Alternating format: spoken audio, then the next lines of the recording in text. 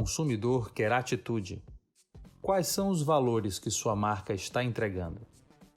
Um painel com Edu Neves, CEO e sócio do Reclame Aqui, Estevan Sartorelli, cofundador e CEO da Dengo Chocolates, Marcelo Pimentel, CEO da Marisa, Rony Meisler, CEO e cofundador da Reserva, e Thalita Lacerda, CEO da Pet Love.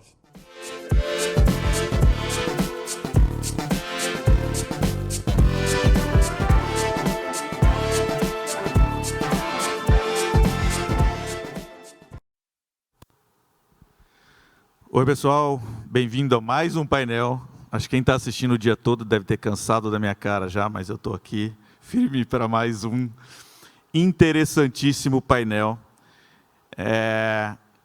Que o título é O Consumidor Quer Atitude. O que a gente quer provocar com isso? O que quer dizer o consumidor quer atitude? Isso conecta com o tema do próprio RA Trust esse ano, que é a questão que as empresas existem para mudar a vida das pessoas. E as pessoas querem que a vida delas mude para melhor. Então, nunca a conexão de valores de marca, de finalidade de empresas, de propósito, estiveram tão conectadas aos produtos, serviços e a seus clientes. A gente sempre imagina que vai conseguir construir uma boa marca com uma boa agência de propaganda. Mas com essa transparência, essa era de verdade que a gente está vivendo, com o que a pandemia nos colocou em xeque e expôs nossas empresas, nossas práticas, aos nossos colaboradores, aos nossos clientes, esse tempo já foi.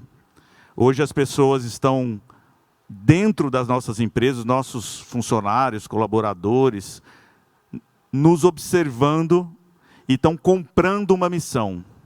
E essa missão está sendo observada do lado de fora se ela está sendo cumprida. O Reclame Aqui talvez seja o maior observatório disso no Brasil. A gente tem 30 milhões de visitas por mês, 2/3 disso são pessoas buscando informação sobre a reputação das marcas. E aí nada melhor que um painel para a gente colocar aqui os CEOs, que é um prazer tê-los aqui, um grupo de craques, referências aí no mercado, para comentar um pouquinho do que é possível, do que nós estamos fazendo dentro das nossas empresas, de como esse alinhamento é feito, acho que do ponto de vista de visão estratégica, de marca, né? A gente falou muito hoje no painel junto com a Edelman, marca para dentro e marca para fora, né? Não existe essa questão de marca construída como propaganda, né? E aí eu queria deixar vocês se apresentarem primeiramente, rapidamente, e depois vou entregar aí uns 10 minutos para que cada um possa comentar. Eu acho que a Thalita pode começar, por favor. Claro, um prazer estar aqui. Como te falei, né, do Reclame Aqui, uma plataforma super importante para a Pet Love, uma plataforma que amplifica a voz do tutor, que, portanto, assim, é um canal muito importante para a gente melhorar nosso produto, nossa experiência. Prazer estar aqui, eu sou Thalita, sou CEO da Pet Love. Legal. Rony. Bom, boa tarde a todos, boa tarde, Edu, prazer gigante estar aqui. Enfim, faço das minhas palavras a palavra da Thalita. O Reclame Aqui é uma plataforma fundamental para os nossos consumidores e, por consequência, para a gente, né? Porque a gente trabalha aqui todos os dias para cuidar, emocionar e surpreender eles todos os dias, né? Eu sou CEO da Arenco, que é o grupo que engloba um conjunto de marcas, cuja maior marca, a mais reconhecida hoje nacionalmente, é a Reserva. Legal. Marcelo. Boa tarde a todos aí, Edu, Rony, Estevan, Thalita, um prazer estar com vocês hoje aqui à tarde. Também um prazer falar sobre esse tema tão importante da Marisa.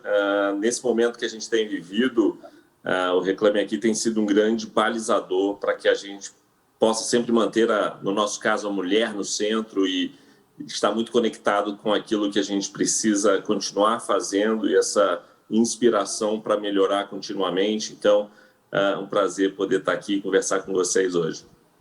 Legal, obrigado. Estevan? Olá, Edu. Olá, Marcelo, Thalita, o Rony. Prazer sempre enorme revê-los, nos encontrando aí em outros painéis. Agradeço aí desde já o convite por participar desse evento importante, que tem como objetivo discutir experiência no varejo brasileiro. E com essa parceria que temos aí, né, com a Reclame Aqui, que é chave, como o Rony mencionou, é um elemento fundamental de escuta e de entendimento do nosso consumidor, do nosso cliente. A gente só vai conseguir surpreendê-lo quando a gente reconhece que a gente erra também, né? E reconhecer isso é a maior forma de a gente crescer os nossos negócios. Legal. Eu até sempre comento isso, né? A gente tem um mandamento aqui, nós não temos missão, visão, nós temos 10 mandamentos do Reclame Aqui. E um deles é: toda empresa tem problema e boa que ela consegue resolver. E a gente entende que o bonding de marca é muito maior. A gente estava num painel anterior aqui falando de review, e há especialistas em review aqui falando que o review negativo, bem respondido, bem considerado, ele engaja e vende muito mais do que o review positivo. Em cima de um elogio é muito fácil se autoelogiar. Então, vocês estão aqui, tenho certeza, porque tem essa visão super ampla do que é uma marca humanizada, né? A marca humanizada não é aquela que fala sobre propósitos humanos, que se comporta como. E aí, Thalita, eu acho que vou puxar por você aí, acho que o nome Pet Love, né? E toda essa visão, a gente bateu um papo, teve a oportunidade de conversar um pouquinho antes do painel, e eu fiquei muito impressionado com a visão que você trouxe de que vocês não são um fornecedor de produtos, né? Vocês são uma comunidade que defende uma visão e que fornece produtos. Eu sei que não é bem isso, só que estou querendo introduzir, queria que você falasse um pouquinho sobre isso. Acho que ela ficou no mudo aqui, não?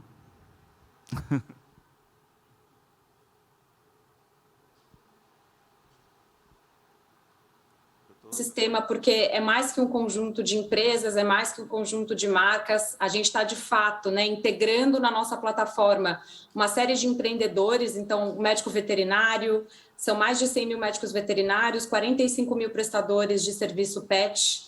E hoje a gente tem mais também de 5 mil parceiros, incluindo pet shops de bairro, né, que a gente traz para a nossa plataforma, e com isso, né, a gente cresce o negócio deles e cresce também o nosso ecossistema.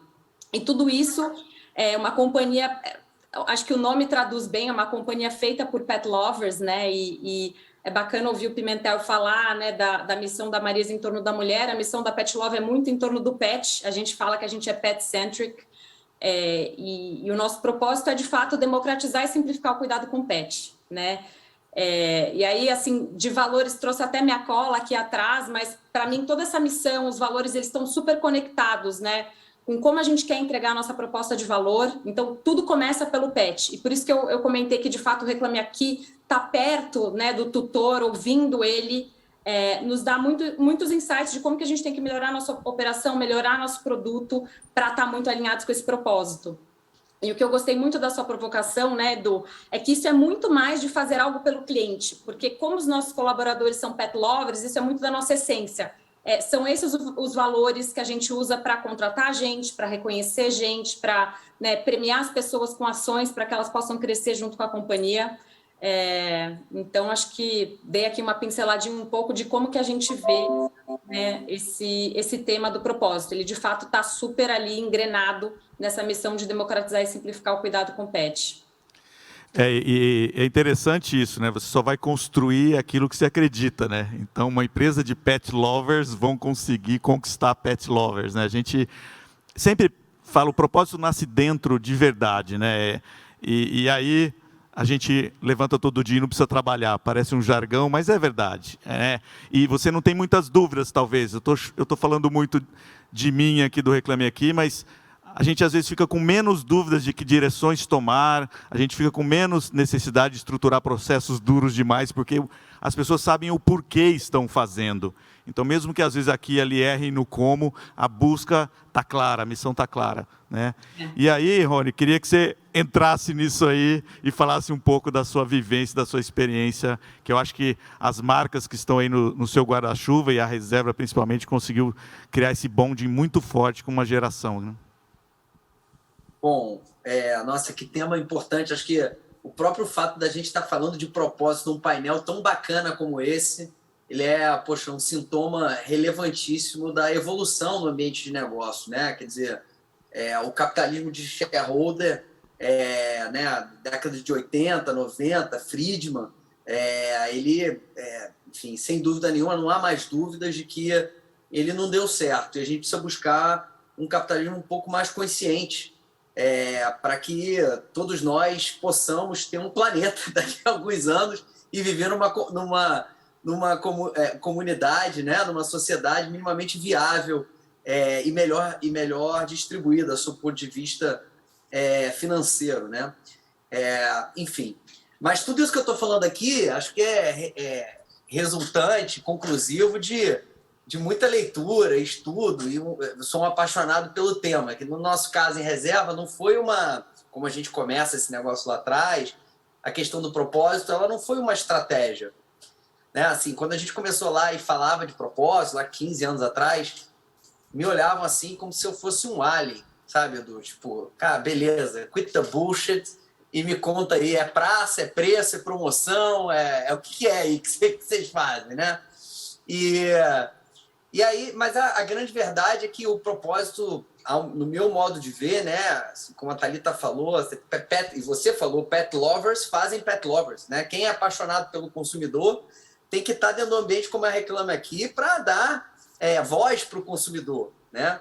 Então, isso não é uma coisa que você possa inventar numa sala de reuniões, no Creative Thinking, porque é uma coisa doida também. Os mesmos amigos que me achavam um alien quando eu falava de propósito, né, nos últimos meses, têm me procurado. Rony, me liberaram aqui um orçamento para fazer um Creative Thinking para inventar o propósito da empresa, né? O propósito virou o patch do ambiente de negócios, né? E todo mundo quer ter né, em casa. Isso é uma coisa muito legal.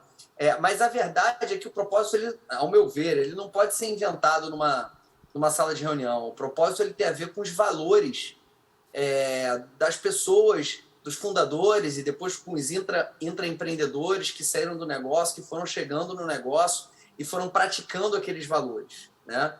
E aí, num determinado momento, o propósito ele emerge da prática quase que ritualística e verdadeira daqueles valores, né? Assim, na nossa vida pessoal, a gente não nasce sabendo qual é o nosso propósito. A gente tem que viver e fazer terapia muitos e muitos anos para descobrir quais são as nossas angústias e, por consequência, descobrir também o que a gente ama da vida, né? A nossa vocação de vida. E no nosso caso aqui, nós somos judeus, sócios fundadores judeus. Para quem não conhece, uma família judaica, ela é muito parecida com a família italiana, é muito visceral, é muito fraternal, né? Os meus pais, eles não ficam tristes, eles entram em depressão, não tem jantar, tem evento, né? E a questão da filantropia, meus pais nunca me faltou nada, mas também nunca sobrou. Meus pais eram classe média mesmo. Então, mas mesmo assim, desde sempre, quando eu ganhava um brinquedo, a gente tinha que doar o outro. Então, essa questão de filantrópica, isso fez parte da nossa cultura, da nossa vida, né? E quando a gente começou um negócio, eu adoro essa frase, normalmente os diferentes são aqueles que são de verdade, né?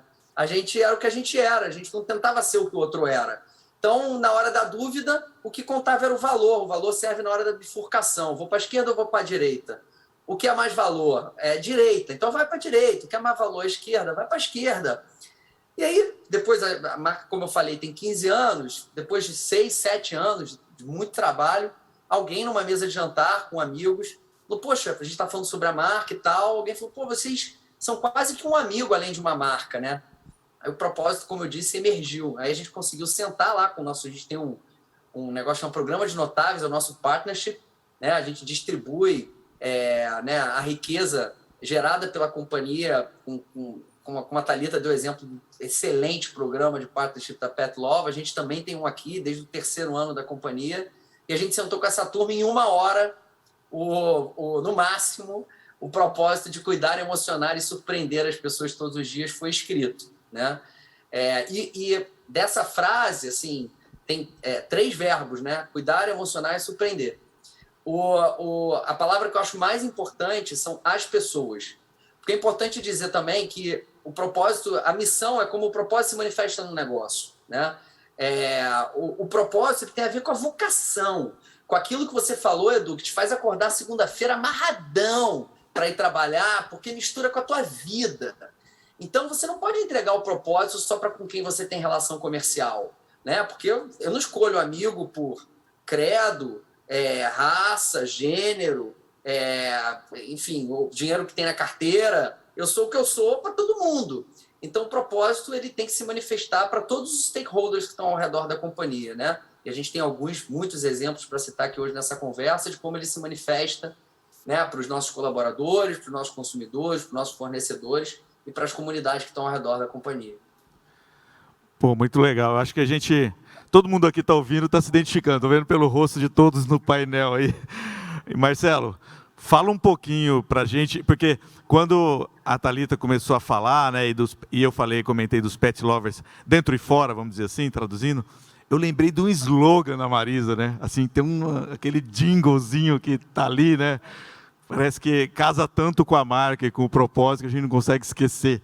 Então, entra um pouco nisso e aí conta um pouco da sua história aí dentro da Marisa. Edu, no nosso caso, não tinha como fugir, né, cara? Todo mundo, se ninguém conhece Marisa, conhece de mulher para mulher, e isso se torna uma coisa natural. E em 2019, a gente estava conversando muito e a gente estava desenhando o planejamento estratégico plurianual. Que empresa é essa que a gente queria para o futuro? A gente está vivendo uma empresa no meio de um turnaround e muito do que o Rony acabou de falar aqui foi importante no nosso processo de decisão naquele momento, que era a questão dos valores. Na hora que você está no momento de desafio da empresa, aí você vai conhecer realmente que empresa você tem, porque você não vai abrir mão dos seus valores. É muito fácil, muito tentador fazer o que você precisa fazer para poder atravessar esse momento mais crítico. Mas foi muito legal, muito feliz de ver um time que estava comprometido. E aí surgiu a ideia de que a gente colocar na nossa missão, o óbvio que era o de mulher para mulher, mas a gente entendeu o seguinte: o nosso papel na sociedade, muito além de comprar e vender produtos, era de fortalecer a autoestima da mulher. A gente acredita que a moda, e no nosso caso, uma moda que seja uma moda acessível para ela, é importante para ajudar essa mulher a melhorar a sua própria autoestima. Mas era importante a gente viver isso, não dava. Então a gente saiu da retórica de cliente é mais importante, cliente no centro, que é aquela coisa de todo mundo acaba falando, para ir realmente, no nosso caso, a gente fala que a mulher é o mais importante, a mulher é o centro de tudo que a gente faz. E ali começou o trabalho que foi de baixo para cima. A gente envolveu absolutamente todo mundo da companhia, desde as lojas espalhadas por todo o Brasil, o nosso centro de distribuição, nossos escritórios, a área de serviços financeiros. Todas essas áreas foram construindo e isso trouxe um engajamento muito forte, uma identificação muito forte com o propósito da marca. Não era simplesmente algo que foi feito dentro de 4 paredes do escritório que todo mundo tinha que receber goela abaixo. Não era isso, porque senão a coisa não ia realmente acontecer. E isso foi crescendo naturalmente. A gente entendia cada vez mais de que o sucesso da Marisa precisaria acontecer para que ela pudesse servir muito mais na sociedade, com um impacto muito mais forte. E aí começou a questão do banho de humildade. Né? A área não tinha, por exemplo, a gente não tinha uma área formal de monitoramento, de atendimento a cliente. A gente lançou uma área de NPS e aí foi muito, muito interessante, porque a nossa líder hoje, a Aline Carvalho, era uma baita gestora de operações. Eu falei, Aline, vem cá. Eu dei para ela o livro Pergunta Definitiva e falei o seguinte: você lê isso e a gente vai começar do zero e a gente vai fazer e contagiar essa empresa com mulher no centro. E a gente vai entender o que ela quer, o que é importante para ela, e de lá a gente vai explodir isso para a organização. E ela teve coragem de aceitar. A gente fala assim, às vezes eu falo com alguns deles, você tem que ser louco o suficiente para aceitar. Mas exatamente desse tipo de perfil vem pessoas apaixonadas que contagiam a organização toda. Então hoje, todas as nossas reuniões começam com o cliente. Todas as nossas reuniões, antes de falar de qualquer outra coisa, a gente ouve a cliente. A gente tem feito rituais de trazer elas não só para discutir e ouvir reclamações ou sugestões, mas agora também no nosso processo de criação, ou seja, o que a gente está criando realmente faz sentido para a necessidade dela, para o bem-estar dela, e isso tem sido muito, muito legal. Hoje, o NPS está na minha métrica e cascateia para a organização como um todo.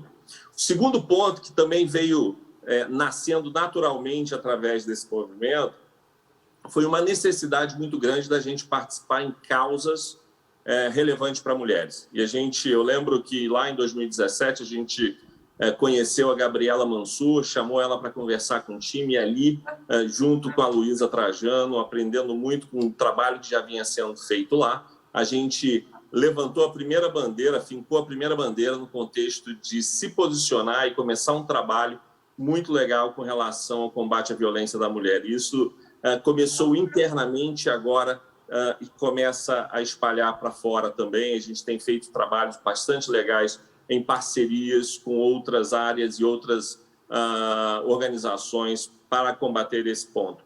O segundo também veio muito natural, que é a questão do combate de câncer de mama. E é algo muito próximo para mim. Minha esposa passou por esse trauma e a gente venceu isso. E é muito importante, no nosso caso, a gente entendeu que, mais do que ser mais uma empresa no trabalho com relação à pesquisa e combate, que são super importantes, a gente entendeu que a gente tinha uma missão de autoestima para essa mulher. Mulher que passa por um processo de mastectomização e qualquer coisa nesse sentido, ela tem a sua autoestima impactada. E a gente, através dos nossos produtos, através dos nossos serviços, a gente pode ajudar em muito isso. E foi muito interessante porque esse movimento veio de fora para dentro. Uma cliente nossa, que tinha passado por esse trauma, tinha sido mastectomizado, escreveu uma carta para a gente falando: por que vocês não fazem os produtos para esse público? E para a gente foi óbvio, foi lógico, e isso já estamos no 3º ano em parceria com o Instituto Proteia, fazendo e promovendo a autoestima de mulheres que estão passando por essa transição. E esse ano nós lançamos a terceira bandeira, uma terceira missão nossa, que é promover o empreendedorismo feminino.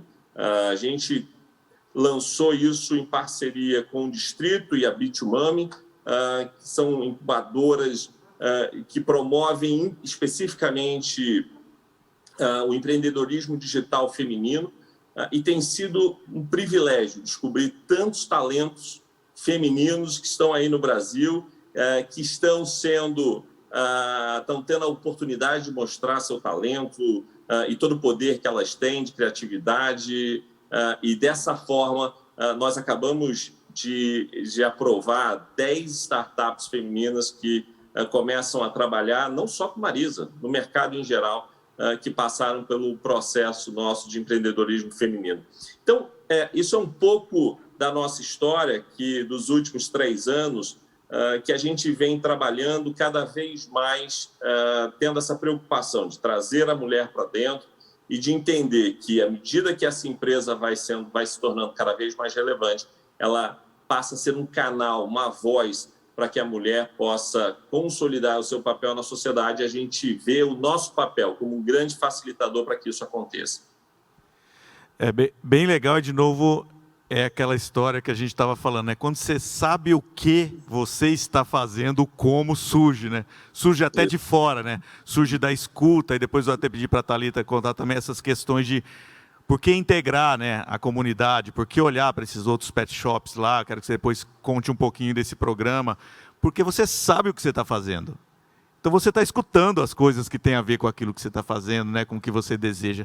E a outra, Marcelo, assim, elogiar a sua humildade, porque se eu me colocar no seu lugar, você é um homem que sentou para fazer o turnaround de uma marca feminina e teve a sapiência de dizer: ou eu me cerco de mulheres ou eu não faço isso. Não é isso? E também trouxe da sua própria vida pessoal as suas vivências do mundo das mulheres. Então, eu acho que isso também é mais uma lição que a gente está conseguindo enxergar aqui. Fico lisonjeado de ter você aqui com a gente. Obrigado. Estevam, eu sei que você faz um monte de coisa, menos vender chocolate, né? Porque se fosse mais uma marca de chocolate, mais alguém vendendo chocolate, você não estaria na projeção e a Dengo não estaria na projeção que conseguiu. Conta um pouco para a gente esse desafio, né? O que você viu, o que é o seu o quê?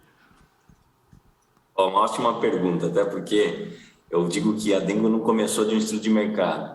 E cada vez mais eu estou certo e ciente, eu acho que depois desse trio que já disse muito aqui, que eu pactuo com muitas visões, seja do propósito que o Rony citou, seja de experiência, de conexão, ou seja dos pontos finais aí que o Marcelo trouxe, eu digo que o varejo, o mundo, ele precisa mais de negócios de impacto socioambientais, de sociobiodiversidade e menos marcas. E não é que eu sou contra marcas ou somos contra as marcas, né? Até porque todos nós temos uma marca, né? Nós temos um nome, né? A marca é o que nos identifica. A marca, sem dúvida, permite nós termos reconhecimento. É fundamental a marca. Mas mais do que importante do que a marca são temas como que a gente tateou aqui, valores, propósito. O Rony falou uma coisa muito legal e eu fiquei pensando, né? Eu falei, ninguém nasce com propósito. Mas negócios podem nascer com propósito. Por quê? Porque pessoas, elas precisam de um processo para ganhar consciência, né? Ganhar autoconhecimento. Daí a gente destaca, com os mais ou poucos anos de vida, qual que é o nosso propósito de vida, né, Rony? Mas, eu digo, um privilégio que a gente teve na Dengo, e vem com a responsa de ter o Dengo como nome também, né? Porque, é carinho, é cuidado, é afeto, é tudo para o mundo mais do que nunca precisa. Um privilégio que a gente teve lançando em 2017, uma marca que já nasceu com um propósito. Ela vem de um projeto social. Então, isso torna mais fácil as coisas. Mas o que eu digo muito e sempre se você não tem um propósito na sua marca, no seu negócio, abrace um propósito de uma forma genuína, autêntica. Propósito, compromissos socioambientais, não é tática mercadológica. A gente que é solícito aqui, Reserva, Arezzo, outras marcas do capitalismo consciente, a gente fala, capitalismo consciente requer líderes conscientes. E líderes conscientes requerem organizações conscientes. E organizações conscientes têm consumidores conscientes.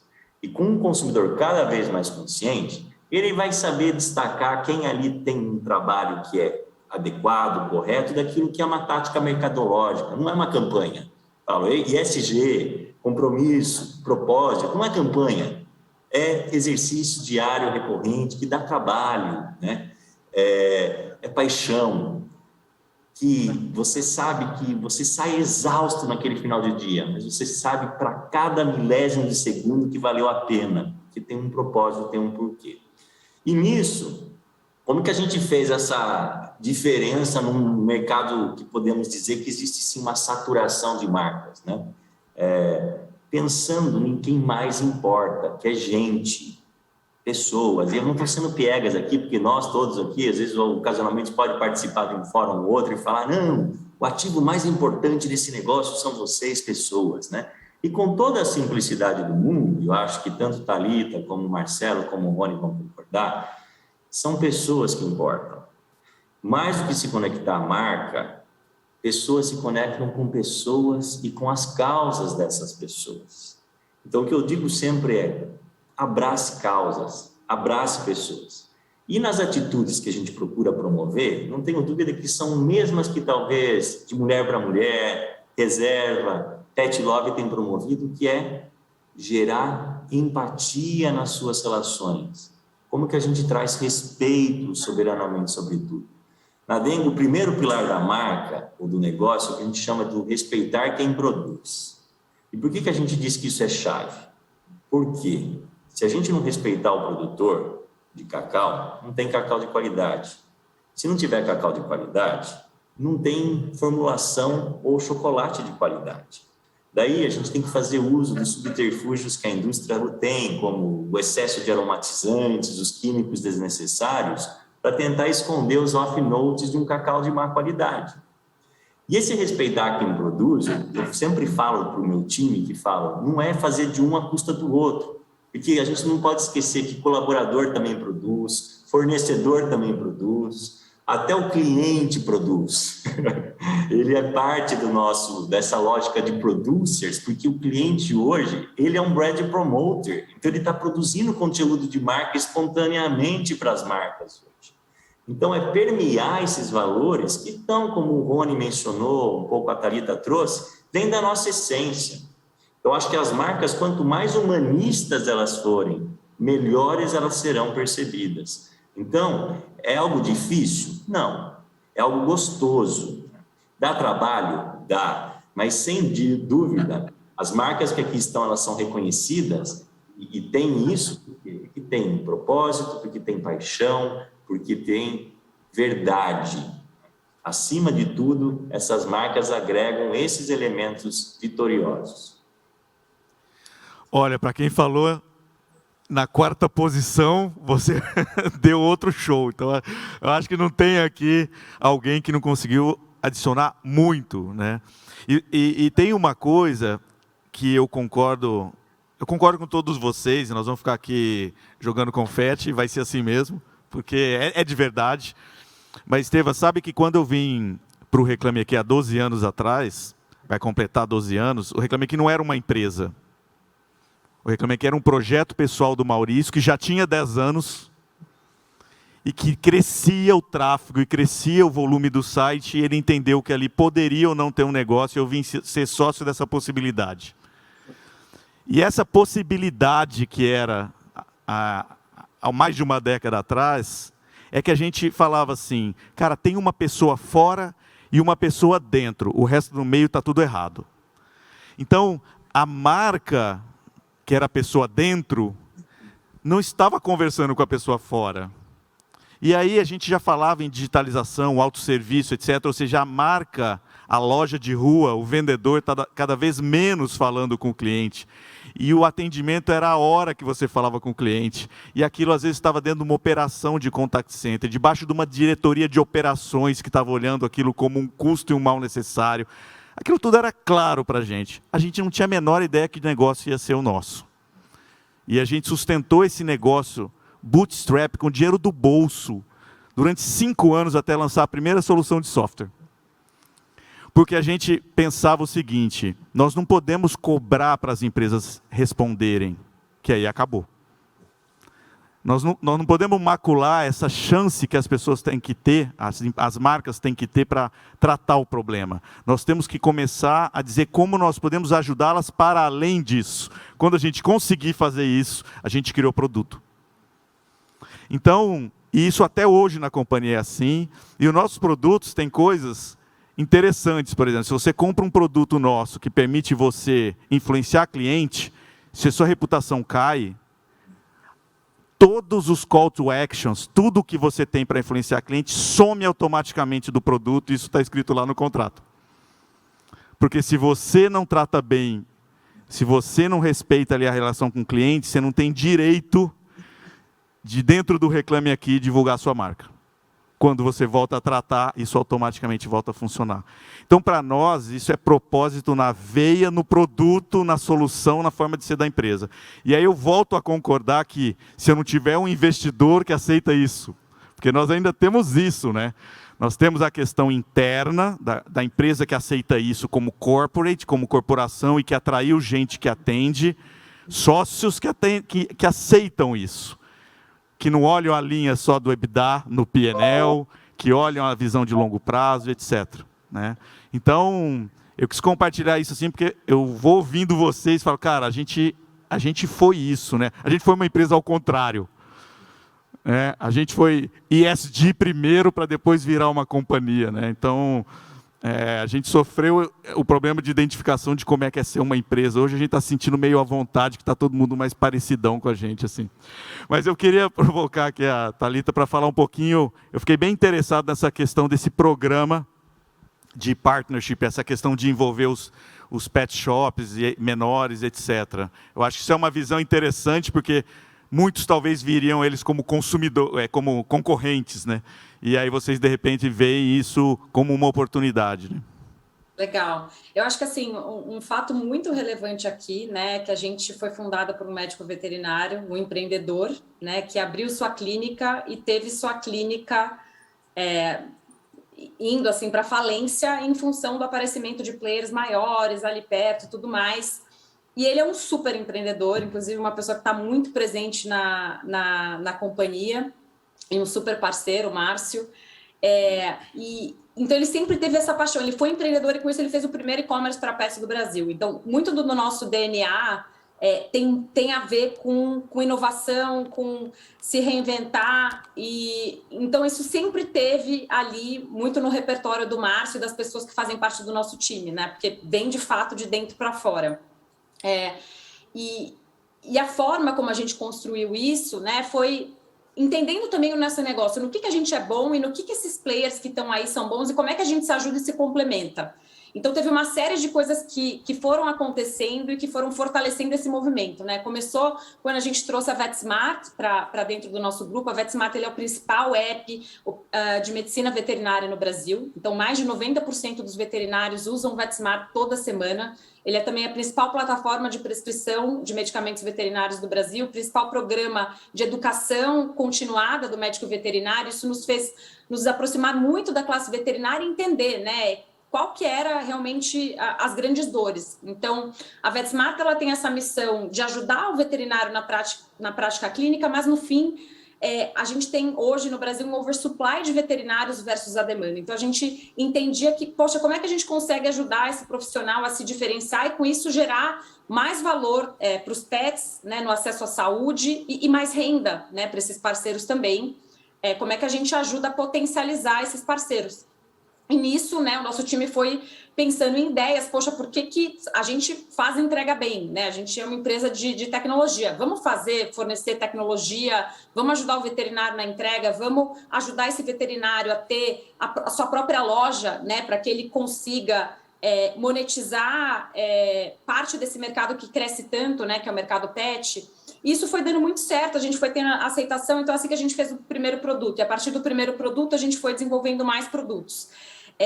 E no crescimento do nosso negócio, né, os tutores, assim como imagino que para todos os consumidores no geral, o conceito de conveniência, que é algo que a Petlove foi sempre muito forte, ele também foi mudando, né? O que é conveniência? Depende muito de onde você está, com quem você está falando. Para algumas pessoas é uma entrega em 1 hora, né? Para outras é uma entrega no dia seguinte. E nesse senso de urgência, né, de entrega, a gente acabou trazendo para o grupo uma empresa que é a Vetos, que é o principal sistema de gestão do mercado pet, até para acelerar o nosso produto, né, para a gente conseguir fazer isso. E a gente se deparou com, poxa, olha aqui que bacana, essa empresa tem, na época eram 300 clientes pet shops que estão aqui. A gente foi conversar, né, com esses empreendedores e a gente entendeu que a gente podia ajudar também. E hoje a gente tem um modelo em que esses pet shops ajudam a Petlove a entregar em 4 horas, né? E nós apoiamos eles com tecnologia, capital de giro, uma série de coisas. E assim a gente criou um modelo ganha-ganha. Então a gente entende que a gente está ok em ter, né, uma margem de lucro marginal menor com esse parceiro, porque a gente entende que a gente está gerando crescimento para o mercado e isso tem funcionado muito bem. Então, assim que surgiu esse projeto, que hoje, na verdade, se transformou numa BU dentro da Petlove, é algo que a gente acredita muito, né? Hoje é um dos principais canais de crescimento da nossa companhia, e mais que isso, né? Esses empreendedores, eles trouxeram muita inovação, eles melhoraram o nosso nível de serviço, né? Assim, a gente está conseguindo, graças a eles, entregar em 4 horas em várias cidades do Brasil. Hoje já são 10, a gente quer ir para 50 cidades até o meio do ano que vem. E tem sido para a gente também uma jornada transformadora, né, em que a gente acaba tendo mais stakeholders relevantes aqui em como que a gente vai entregar produto, serviço, conteúdo para os pets, para fazer pets mais felizes e saudáveis, que é o propósito aqui da Petlove. É legal porque, graças a uma visão não predatória, né? Porque se a companhia tivesse uma visão predatória, ela ia querer falar, vou vender online, vamos atropelar esses aí, vamos, né? Essa questão de como é que eu vou aproveitando as sinergias que vão se apresentando, né? Mas, Rony, fala para mim como é manter esse valor da família judia numa empresa que atinge o tamanho que a sua empresa atingiu. Como que é conseguir viver isso todo dia e não perder essa essência? Olha, quando me fazem essa pergunta, do que é uma excelente pergunta, diga-se de passagem, eu respondo que tem 3 principais motivos, tá? O partnership e o partnership. Muito cedo, a gente criou o que a gente chama aqui de programa de notáveis, que identifica em todas as áreas de negócio da empresa, do caixa das lojas, estoque, salão de vendas, estilo, marketing, DP, RH, pessoas que, de fato, com o espaço que tiveram dentro da cultura da empresa e do propósito do negócio, foram entregando produtos, ferramentas e serviços legados que potencializaram ainda mais esse propósito e fomos dando a eles a propriedade sobre aquela empresa que eles estavam construindo, né? E hoje são 29 partners que vieram da companhia, e eu costumo dizer que se fôssemos apenas eu e o Fernando, seriam apenas 4 olhos olhando para a cultura judaica, olhando para o nosso jeitão de ser, olhando, né, para o que é valor para a gente, né? Sendo os 29, são 58 olhos espalhados por todas as áreas de negócio da companhia e cuidando para que esses valores eles sejam perpetuados. E eu acho que é uma coisa muito importante. Assim, as pessoas normalmente confundem cultura, né, com negócio, né? A cultura, ela muda, né? Você imagina se a gente estivesse fazendo roupa da mesma forma que as pessoas que faziam e vendiam roupas na década de 70 faziam, né? A gente estaria com umas panelas de tie-dye, né? Fazendo tie-dye, dando nó nas roupas aqui manualmente. Tá na moda, né? Mano, tá na moda. Tem uns kits para tie-dye. Uma panela, né? O Ricardo da Richas, que, poxa, eu sou um super fã dele, o Charuto, ele fazia tie-dye no estoque da loja dele. A primeira loja que ele abriu aqui no Leblon, numa ruazinha pequenininha, né? Então, as marcas, os negócios, eles têm que evoluir com a cultura, né? E uma coisa enfim, você envelhecer, outra coisa é você amadurecer. Você tem que amadurecer com a cultura. Quem não amadurece com a cultura, envelhece e morre. E nesse sentido também, o partnership ele é muito importante para a empresa, porque a gente, quando eu comecei, enfim, eu me considero ainda muito jovem, eu tenho 40 anos de idade, mas a cabeça não era tão branca assim, né? Eu ainda não era pai de 3 filhos, eu estava conectado com a juventude de uma maneira diferente, e o partnership foi permitindo esse oxigênio, né, de novas pessoas, ideias, disposição, juventude entrando na empresa e se entendendo como donos e donas o tempo todo. Eu tenho essa experiência também. E eu vim do tempo de tecnologia, eu tenho 51 anos. Mas eu trabalhei em mainframe, né? Então, assim, eu tenho aquele trauma do tempo de que não tinha internet e eu me dizia um cara de tecnologia. Acho que eu evolui muito, mas eu tenho certeza que eu não sou o cara que vou conseguir enxergar o Reclame Aqui dos próximos anos, né? Não vou conseguir. Não é assim que, se eu me esforçar, se eu me dedicar, não. É uma outra questão geracional, uma outra dinâmica. Eu concordo com você que a gente vai abrindo espaço, né? Acho que a dinâmica vai mudando e a cultura permanece, né? De novo, o que permanece, os comos vão mudando, mas eu acho sempre através das pessoas, né? Sempre através dessa âncora, né?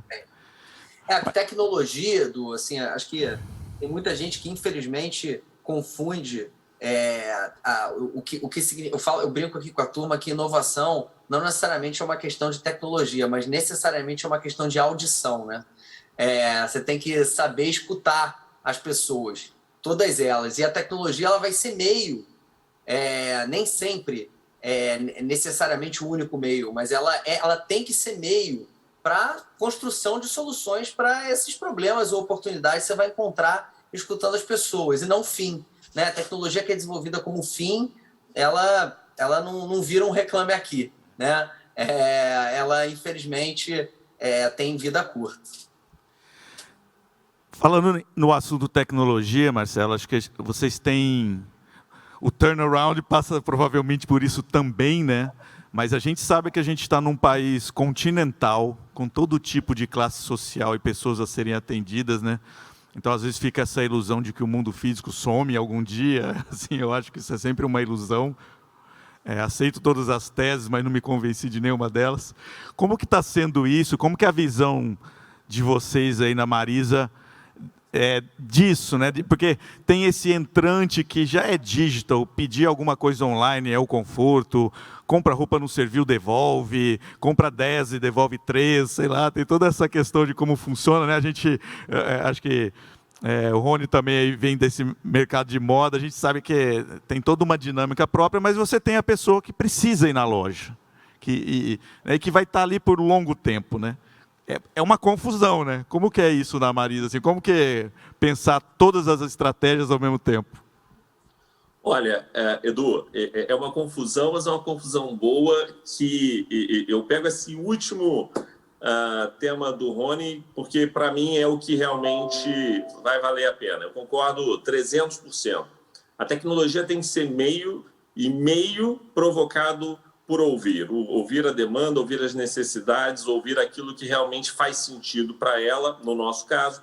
E aí vou te dar exemplos práticos, né? Quando a gente, em 2017, começou o programa de digitalização da empresa, a gente não sabia, a gente começou, trocou a plataforma, e aí começou uma das coisas que a gente foi descobrir, por que o Clique e Retire era importante no nosso caso. Quando a gente lançou o Clique e Retire, teve uma explosão de venda no digital, muito além daquilo que a gente estava acostumado a ver. E uma coisa que ficou muito óbvia para a gente, e aí cada vez mais conversando com elas, era que boa parte das nossas clientes são provedoras das casas, moram sozinhas, são provedoras financeiras da casa, e elas não conseguiam comprar online com a gente porque ela não estava em casa para receber. Ou ela morava num local onde não se fazia entrega. Então, era tão óbvio quanto, como é que a tecnologia ajuda essa mulher a poder ter acesso aos produtos? E aí, as nossas lojas, principalmente as lojas de rua, se tornaram hubs de coleta super importantes, porque essa mulher trabalhadora, ela vai trabalhar, ela passa em frente de uma das nossas lojas, porque elas estão no caminho de uma rodoviária, de um metrô, de um trem, e, faz todo sentido, a gente facilitou a vida dela. Uma outra coisa que a gente viu que a tecnologia poderia ser uma oportunidade de participar, não só como um canal de venda, mas também como um canal de acesso a essa mulher e com essa visão de empreendedorismo feminino, foi no meio do ano passado, e a gente estava vivendo aquela questão de desemprego muito grande, e as mulheres, novamente, foram mais impactadas do que os homens, e a gente lançou uma campanha que foi muito legal. A gente pegou aquela música, levanta, sacode a poeira e dá a volta por cima, e a gente lançou uma campanha que chamava Bem Juntas. Então, não era de mulher para mulher, alguém de cima ditando o que está embaixo, mas não, agora de bem juntas, ao seu lado. E uma das coisas que foi mais marcante para a gente ano passado, durante aquele período da pandemia, foi quando a gente lançou o programa Sou Sócia, que é um programa de parceria para a venda digital de produtos Marisa através dela, para que elas pudessem ter acesso a algum tipo de renda. E a adesão a gente se surpreendeu, né? Em muito pouco tempo, a gente estava com mais de 30 mil sócias tendo proveito dessa tecnologia para que elas pudessem ganhar algum recurso através dos produtos Marisa. Isso tem sido algo super relevante para a gente. A gente continua nessa visão de que a tecnologia é um meio importante para que a gente se conecte com ela e, ao fazer isso, responda. Cada vez mais, você mencionou de um Brasil continental, e é verdade. A gente tem cada vez mais trabalhado nesse contexto de entender o biotipo da mulher, de entender a regionalização e até mesmo coisas básicas como climáticos, né? E aí não adianta eu tratar o Brasil igual. Eu preciso entender que no Nordeste eu vou ter uma coleção que vai demandar para um público que vai demandar um tipo de roupa que vai ser diferente do Sul. E a tecnologia tem nos ajudado a ser cada vez mais preciso com isso e nesse processo, para que a gente consiga entregar produto certo, na loja certa, para cliente certa. E eu acho que aqui eu termino só essa visão de que, importante para as pessoas que estejam nos ouvindo, né? Não é uma conversa piegas de que, através de um propósito real e genuíno, você cria uma empresa que vai focar nisso e, portanto, não vai dar resultado. A nossa experiência tem sido ao contrário. Quanto mais você engaja, quanto mais você tem convicção dos seus propósitos, do porquê você existe, para que você existe, e entende esse papel com seus produtos e serviços, mais essa cliente se conecta com a marca, mais ela se torna uma verdadeira lover da marca, como a Thalita fala, e para a gente tem sido isso. Acho que o propósito, a missão, a cultura da empresa passa a ser um asset muito grande de conexão com essa cliente final. Sensacional. Bom, Estevam, você voltou. Estava preocupado que a gente está encerrando e eu queria te dar esse espaço. E eu acho que você falou uma coisa antes que eu guardei para falar com você agora. Mais cedo a gente teve um painel interessante que a Edelman participou, falou muito sobre trust, sobre confiança de marca, sobre ativo, né? A marca funcionando no gerúndio aí. E a gente trouxe uma pesquisa do Reclame Aqui, depois até está disponível, vai estar disponível para todo mundo que fez a inscrição, e vocês podem receber também, sobre os momentos da pandemia. A gente dividiu praticamente em 3.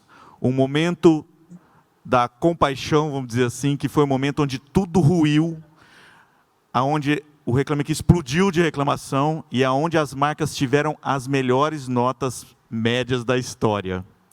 Porque as pessoas tinham total consciência do que estava acontecendo no mundo.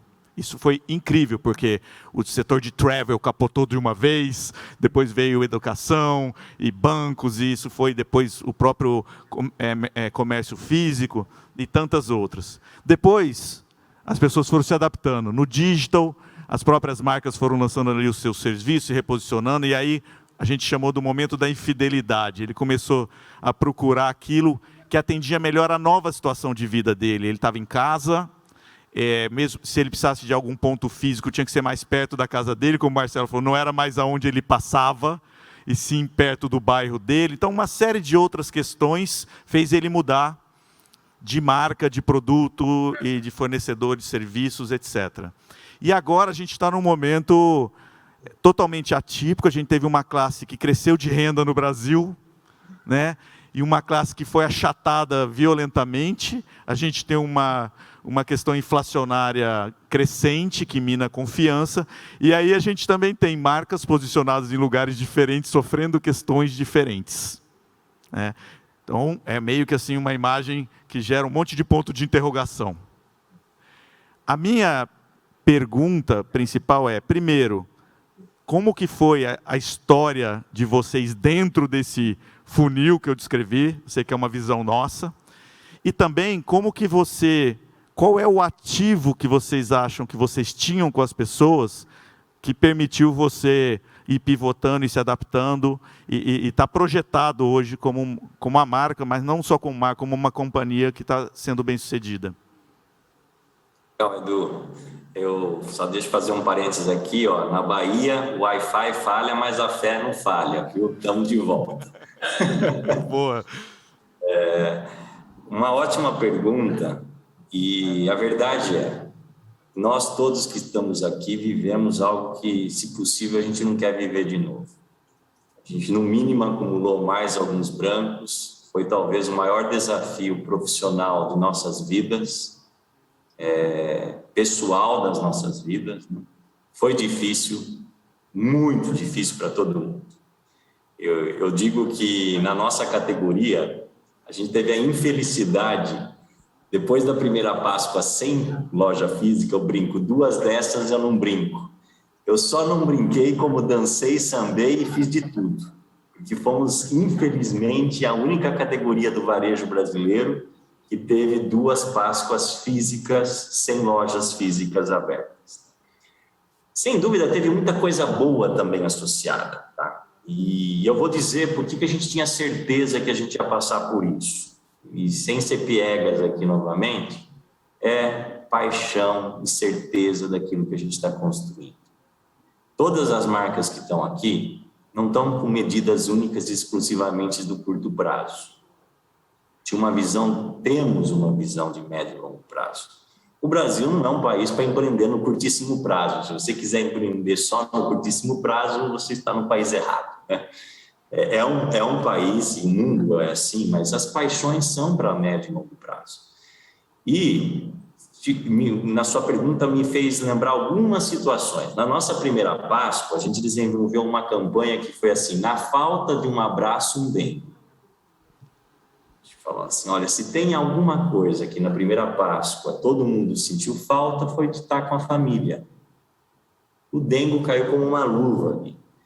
E coisas que na tecnologia, a gente estava trabalhando, porque a gente sabe que esse movimento de digitalização, a gente não tem dúvida, já estávamos imersos nele. O que acontecia é que tudo que a gente investia no digital, ele não tinha uma resposta por parte do consumidor.